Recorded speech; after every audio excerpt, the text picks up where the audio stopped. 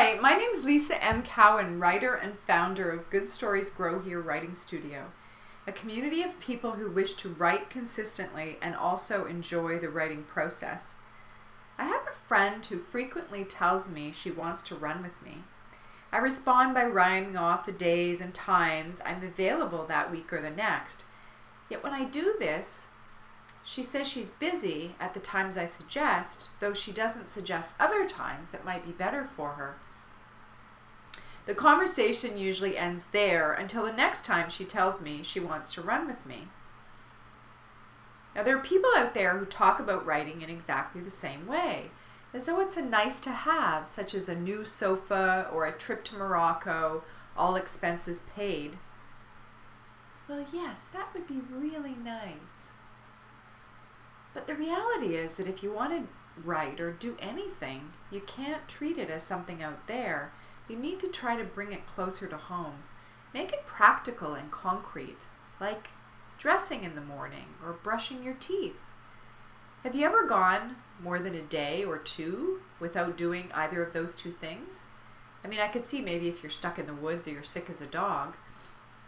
Well, I was one of those people who talked and thought a lot about writing for many years. Even though I knew I wanted to be a writer when I was 7 years old, it took me until I was almost 30 before I actually took myself serious enough to finish something. I'd scribble pages of teen and 20-something angst, and I dressed the part, a gauloise casually balanced between my lips. Though I'd say I was more of a dabbler than a dreamer in those days. And that friend of mine who says she wants to run with me, but then we never do, is much like my younger self, actually, who still visits me, but in my mind, of course. The difference is, these days, I've got her number. Here are 7 habits that have helped me to start, stick to, and finish writing projects. The first one is eliminate shoulds, coulds, and musts from your vocabulary. Replace these with wills, cans, and do's.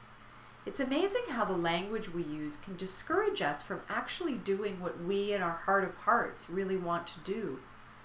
So if you hear yourself saying these things, at first don't worry about it because you're becoming conscious of it. So gradually you'll be able to shift your vocabulary. But be patient. Be patient with yourself because it does take time. Show up. Stephen Pressfield wrote in The War of Art, Break Through the Blocks and Win Your Inner Creative Battles, that the most important thing about art is to work. That's pretty simple, isn't it? Easier said than done. Nothing else matters except sitting down every day and trying. Even when I feel tired and uncreative and just plain frustrated by life in general, when I sit down and begin to write, the fog usually clears, and I do see things in a different light. Daydream. There's lots of talk about mindfulness and being present, although a recent article about constructive daydreaming, or getting lost in your thoughts, shows that these times of supposed zoning out can actually be opportunities for rehearsing future planning. And I know that when I'm working on a writing project and take time out to gaze out the window or to walk to the corner store for some milk, I usually come up with more fodder for my writing. Even a solution to a problem one of my characters is faced with. Number 4, give yourself both short and long-term goals that you try with every cell of your being to meet. Now, I use the SMART goal-setting approach, which stands for specific, writing down exactly what your goal is, who is involved, where it will take place, what is the time frame it will take place in, what are your requirements, and why are you doing this? Measurable. How will you attain the goal? Measure your progress to stay on track and reach your targets. Attainable. When you begin to set writing goals, you gradually change your habits and attitudes to achieve these goals. And gradually in time, you become more confident and expand your idea of what you thought was possible. Realistic. Now, setting a goal that you're willing to willing and able to work for. Just because a goal is high doesn't mean it's not realistic. Often when we set high goals, we achieve them because we're passionate about the end result.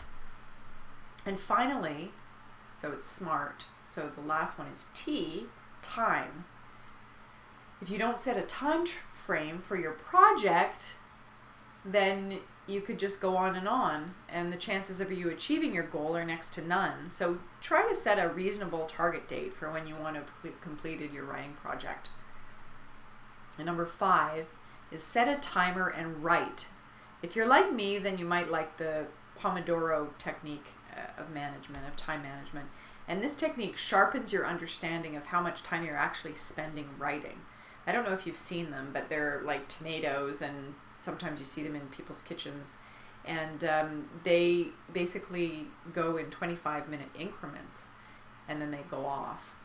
So another thing, obviously, is you can use the timer on your phone and keep watch of how long you've been working on a specific activity, be it researching, writing, or editing. So this technique will help you see how much time you're spending on Facebook, for instance, or on the website checking a gluten-free vegan dessert recipe, as opposed to writing. Managing your downtime. You can also use the above technique to measure how you're managing your downtime. Are there things you could cut out to make room for writing? For instance, I'm down to 15 to 20 minutes a day on social media. Whereas, a couple of years ago, I was all over the map. I was checking Facebook and Twitter all the time. I didn't really have any specific time frame for that.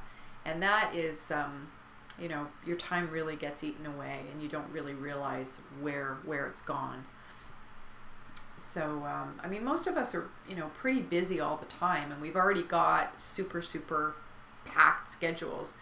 So, I suggest you start looking at the time wasters, or, how can I cut down on social media, or how can I cut down on, live streaming videos, that sort of thing. And then after that, it's, looking at, okay, do I want to have coffee with a friend, or do I, stay home and write? Exercise your neurons. It's important to exercise because it keeps your neurons firing. And scientists now know that it also helps to grow more neurons, which is pretty amazing. So taking time to exercise isn't time away from your writing. It's actually time well spent to keep you focused on your work and the goals that you set out for yourself. So again, this comes back to time management and setting priorities for yourself, while also letting your family know that these things are important to you. It's important for you to have, a half an hour on this day to write. So I hope that these 7 habits will help you to track your writing and see how, try to move things forward. And I think that, it's, I just wish you the best of luck, and you can come and find me on Facebook, Instagram, or Twitter at Lissa M. Cowan. That's LISSAM COWAN. And if you want to chat with me about a writing project that you've been itching to start, then please do reach out. Thank you for being here. Bye for now.